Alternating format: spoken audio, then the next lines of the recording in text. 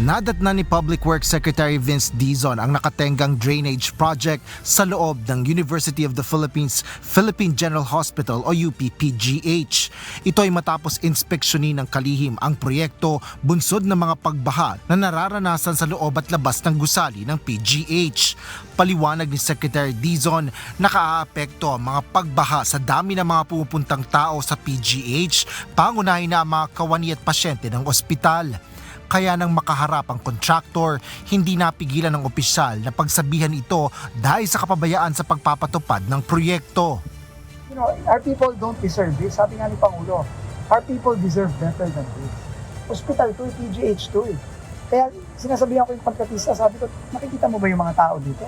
Hindi ka ba, wala ka man yung malasakit?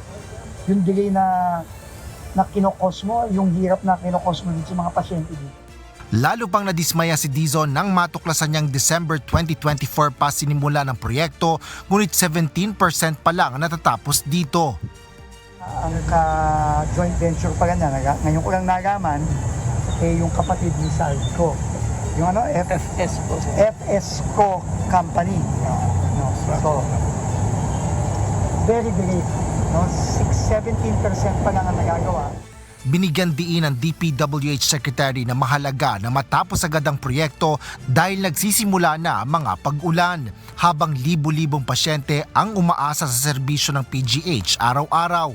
Bunsod nito, binigyan ni Dizon ng contractor ng palugid para tapusin ang proyekto hanggang sa katapusan ng kasalukuyang buwan. Kung hindi ito matatapos ay ipakakansilan niya ang kontrata at sasampahan pa ng kaso sa anumang pananagutan dahil sa pagpapabaya sa proyekto. Asher Cadapan Jr., humahataw sa balita ngayon.